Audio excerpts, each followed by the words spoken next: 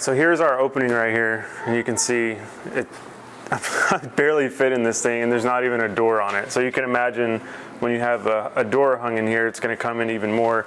And it was awkward, I'm telling you, it was weird. So we're going to open this up about 6 inches. I have this line right here marked off at 6 1/4. So I'm going to have a 30-inch door total here. And one other thing I'm going to do, I'm going to put another 2x4 on this side to build this side of the jamb out, because I've only got 2 inches on the inside part of the laundry room here up against this wall. That's not enough room for a substantial casing. I would probably have to rip it or do something like that. So we'll open it up this way, put a 2x4 in here. We're probably gonna have to take some of this drywall out and replace this header that's up here, put a new header in, and then we'll be good to go. One reason I'm not centering this door on this laundry room in here is because I'm gonna have like a little, kind of like a hall tree setup, mudroom type thing right here. And I want room for that as well. And this will be a right-hand swing door. This swings into the laundry room this way.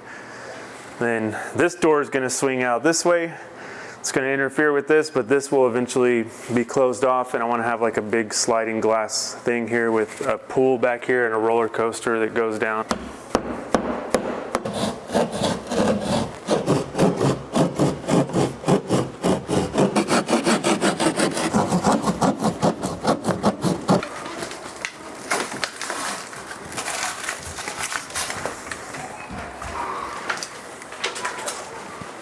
So I'm just going to mark off where that header is. We've got a 2x6 header going across here, and we're obviously going to have to take that out and put a new one.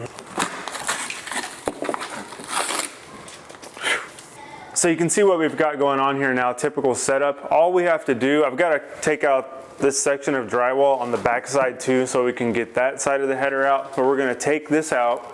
We're going to cut this king right here. That's going to turn into a cripple. And then I'm going to put just a stud right here in this wall cavity, and then another trimmer stud on top of that, and then put a new header that'll catch this weight up here from this. And I can feel the top plate of the first floor right here. So we've got plenty of support right here. All we're doing essentially is turning that king into a cripple and then making a longer header. That's essentially it. So to cut this out of here, I'm just going to use the recip saw, and then to cut that bottom plate down there near the floor, I'm not going to use this, especially with the long blade like this, but I'm going to use a oscillating tool because that tile is a finished surface and I do not want to damage it. That's why we have it covered up.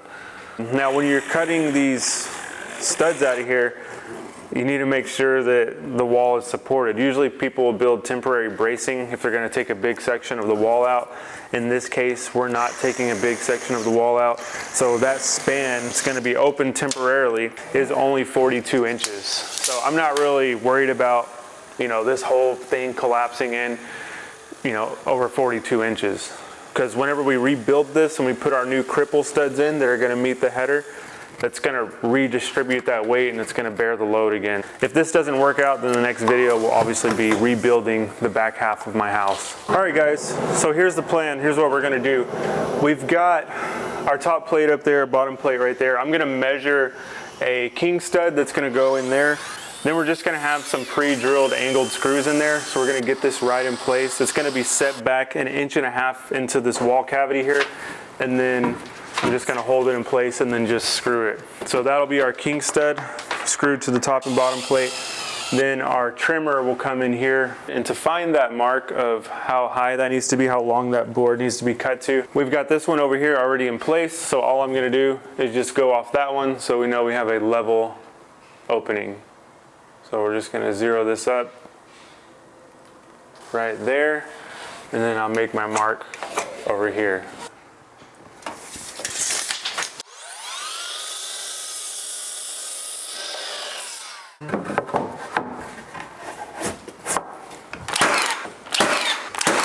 So with that in now, you can see we got to build this header, and then I could slide it in to this cavity here and then just have it flush here. So technically I shouldn't have to cut this section of drywall out, but it doesn't matter because this whole wall is going to be decked out and Windsor won. So anything here is kind of irrelevant at this point as far as repairs. We're gonna go 36 1/8.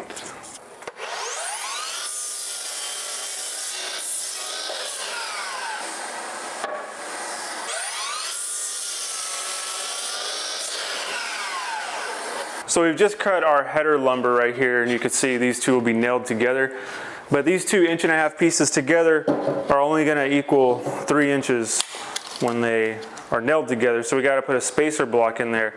And we need that dimension to come to 3.5. So we need a 1/2 inch spacer. And usually what they'll do is use a piece of sheathing like they did here. Here's the old one. And you can see you got your 2 header pieces, the 2x6s, and then a 1/2 inch spacer block. That'll give us that 3.5. So I'm gonna rip some 1/2 inch plywood, some offcut, and then we'll nail this all together. Then I'm just gonna use some of these quick clamps to hold it together while I nail it. And I know some of you framers are probably laughing at me, some of you other builders, but when you go to do your crown molding video, let me know. And then we're just gonna shoot this together. Should be able to just slide it in here.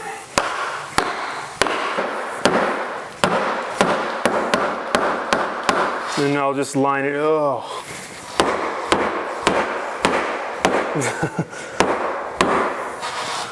All right. Looks pretty good. Kind of split this drywall a little bit, but again, doesn't matter at all because it's going to be covered. So with this, we can shoot down into our jacks, and then we can shoot up into our cripples here. And they are making contact. So everything was cut good, and this thing is re-supported and ready for a door. So like I mentioned earlier, we're gonna go ahead and toss another one of these 2x4s in here. The whole purpose of this is to give us more clearance for our casing on the inside of this room. So I'm just gonna line that up right about there. Shoot it.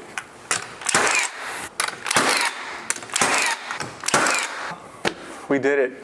The easy part's done. The hard part is going to be building the door, which we have some experience now. We built our first door already. Now we're going to be on our second one, third one over there where the DeWalt casing is, and it just keeps going on and on. So with that, guys, let me know if you have any questions, any tips about this. I'm not a framer by trade, so I'm sure I did some things wrong. Please let me know down in the comments. I'm always willing to learn, but the house did not fall and it's re-supported, so I count that as a win. So anyways, that's enough rambling from me today, guys. I'll catch you on the next video.